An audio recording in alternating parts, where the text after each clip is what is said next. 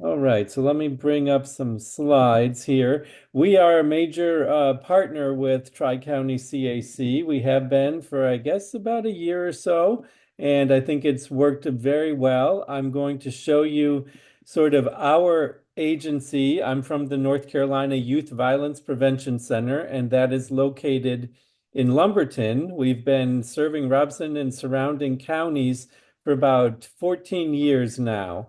And we have developed over that time sort of a continuum of services for children exposed to violence and other traumatic stressors. And that's what I'm going to talk to you about today briefly. I'm sort of proud of this slideshow because back in August of 2023, we won the SAMHSA's Behavioral Health Equity Challenge, which was um, for agencies that were using innovative approaches for doing outreach into their communities and making differences in disparities for mental health treatment in particular. We were only one of four agencies across the United States that won this award. So I want to tell you a little bit about why we got to that kind of honor. Okay, as Kelly mentioned, I do have about six licensed social workers and counselors. The program within our center is called VEEP, the Victim Education and Empowerment Program, and that is funded by a number of sources from the federal government. It is all grant funded, so that's why families that come to us have all free services. It's not Medicaid, it's not state funds, it is completely free to them. It's through federal grants that are to help, rural communities in North Carolina. Okay, so we started with our first victim services grant in 2018, and we did all the right things that you hear in social work school. It's like we hired staff that reflected the community. We worked with just like Tri-County CAC is. We got partners at the table, but still it's a struggle to get people to refer and come for treatment. There's a lot of stigma around mental health services, and there's discrimination when other folks find out that you are in services. So we had difficulty kind of mm, growing our programs. And what a lot of my comments are going to show is how we took creative approaches and grew our services and increased capacity, not just in Robeson, but really now we're serving CACs across the state. And certainly we have coverage all across the southern part of North Carolina. So this is what our service continuum looks like. At the bottom for our community, like Kelly mentioned, I could hear your comments, getting into the community to do different types of trainings to increase mental health literacy and raise awareness about youth trauma, really, and the importance of treatment and being sensitive to these issues that our youth are struggling with. So we do a lot of that. I'll show you that in a minute. Then we devised using positive approaches in creative arts in order to engage our youth in really a good way that increases their support, which is basically fun, but also has a therapeutic edge to it. And I'll give you some examples of that. We use art and we use drama, interactive theater, in order to engage youth and families in that way. Now, then they get adjusted, sort of form a relationship with us. It kind of breaks the ice, and then those who need it are much more likely to come for trauma-focused therapy. And we do that both online and face-to-face. And then my clinicians have, over the last year, been certified in problematic sexual behavior, which is very common in youth when things kind of go off in a negative way because youth have not really been socialized as much on sexual behavior rules. So they end up breaking a rule, not knowing. And this is a group-based intervention that's highly effective so that youth don't continue on a negative sexual development track. So some of the things that we do with free trainings across all of North Carolina.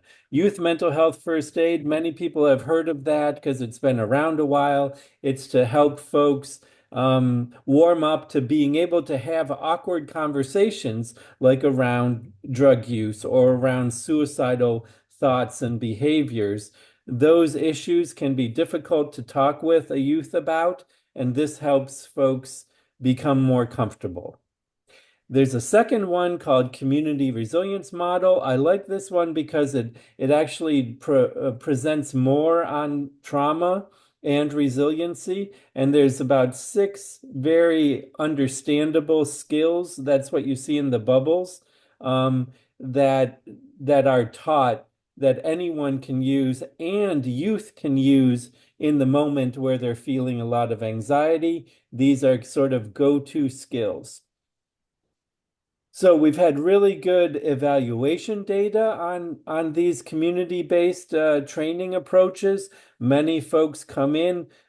Look at just the last bullet. There's a lot of bullets on here, but the last bullet shows about 85% are uncomfortable at the beginning, but then we've had really a complete shift across the training where 100% of participants say that they have confidence to be able to interact with a youth in crisis. So that's really, really good data about the usefulness of these community approaches. So I think Kelly mentioned a number of these.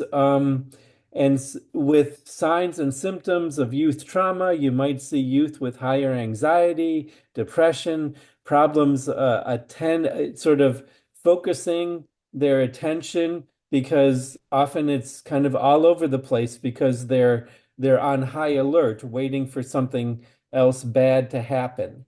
So they might be withdrawing from their social relationships because they're wounded, and we don't want that to happen. So, very briefly, what does our agency do? We focus on a number of these pieces.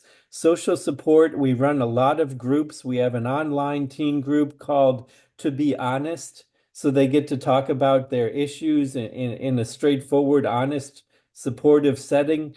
We have another online group for boys where they use the context of playing video games, but while the game is happening, they're much more likely to open up. So these are support groups where they sort of are able to reach out and make positive relationships with each other. And then that area, the creative activities, that's where a lot of our focus has been. So let me give you some examples of that very briefly. We do paint parties. And again, these are services that we're doing across the state. We'd be happy to reach out if your school district is interested. We are doing these in a number of districts already, and we'd be happy to have new collaborators. So paint parties are actually, we have therapeutic themes. This is not art therapy. These are creative themes that the youth really enjoy. And we have a guest facilitator who's an artist. She comes online and then they paint together. So now that we started this in COVID, but now we have the youth face to face, and they're able to enjoy each other's company while painting, and that helps them express themselves in a creative way, but also work through some difficult issues. We don't analyze their paintings, but we do. So this is therapeutic, but not therapy. And you can see just some examples of youth who are very proud of the product that they did. That one on the left is a Christmas one, which was What's in Your Snow Globe? We try and make something therapeutic out of each theme that we do this each month. So here's just some examples of happy youth, and there's very few positive youth activities in Robeson County. I'm pretty sure it's like that in a lot of rural areas. And so this kind of fills a bit of that vacuum. Any youth can do this, not necessarily just youth who've had a traumatic experience. So this also helps them express themselves. Sometimes trauma is encoded in the brain in areas that have no verbal. It's very difficult to articulate in words.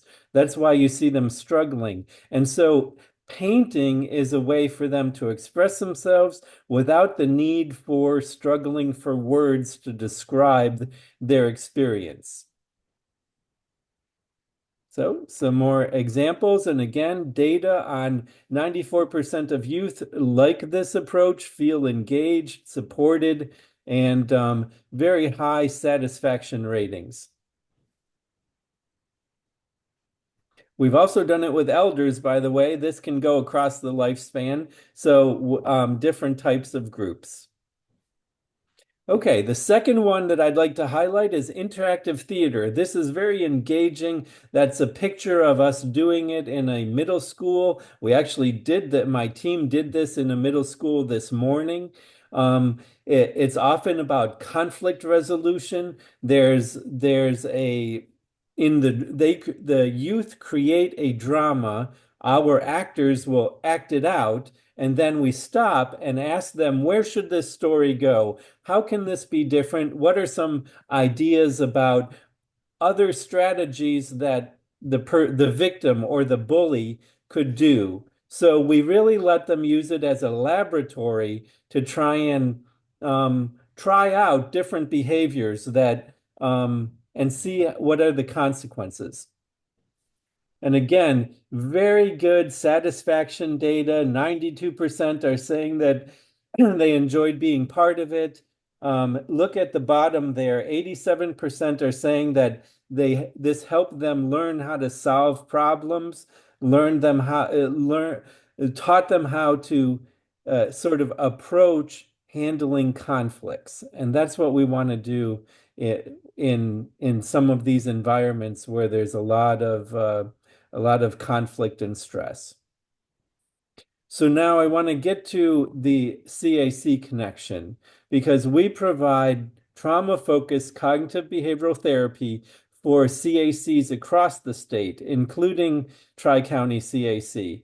And this is online, breaks down the transportation barrier, and it's done by certified therapists from my agency. Here are the pieces of it, which are very common. The first part of this intervention is around relaxation skills, psychoeducation, around normalizing, sort of having them understand the dynamics of what happened to them. And then we try and help them think about their affective modulation, meaning their feelings around the event and how they're thinking about their feelings. And then the second part of it is a trauma narrative. And that also is kind of uses expressive arts. It can be drawing, it can be writing, it can be music. I've had therapists do sculpting, and it's about them expressing their story in some way in order to understand it better and process it within their own, thoughts. So here's just some examples. This is where do you feel stress in your body? What kind of emotions are you feeling, in your torso, in your legs, in your arms, and trying to label their experiences better. This is the connection between thoughts, feelings, and actions. And so they use that cognitive triangle. This is a trauma narrative. I made it small because we're not supposed to read it, but this child had been abused on a green chair, and that's why the chair there on the left-hand side was poignant in her story, and she was trying to work through what that symbolized for her now. And you can see from the beginning page with the smiley face that's sad, the sad face, she changed her smiley face as she went along in telling her story. This is a drawing of a victim who had been bullied over several years. You can see him on the floor there, and this is him trying to process that experience by capturing it in this drawing that he made. Paul, just to interrupt for 1 minute. We have like 1 minute left. Okay, so all I'm going to do is capture this where the effectiveness is very high. What we see here, I'm showing you a lot of numbers, but basically, clients from the beginning to the end of treatment have much higher self-esteem, much lower depression, anxiety, and symptoms of traumatic stress. And we've had many more connections in terms of clients coming for this kind of work, as well as the number of sessions that my staff are able to do. So it's been very successful in terms of engaging youth. And that's where I'm going to leave it. We'd love to be able to reach out to you and have new partnerships. We do offer these free services as well as training in your community. Thank you, Paul. Absolutely. That was awesome. That could be an hour-long presentation. He came in person and did it. Yeah. Thank you, Paul. Sure. Any questions? I know we're running short on time, but I wanted to see if anybody had any questions about the CAC or the process or how it relates. Any questions? Do you all just see students or kids who have an active case, or can they not? Can it be a past case, or It can be passed. Yeah, it could can be. be anybody who's had a situation, even if it was proven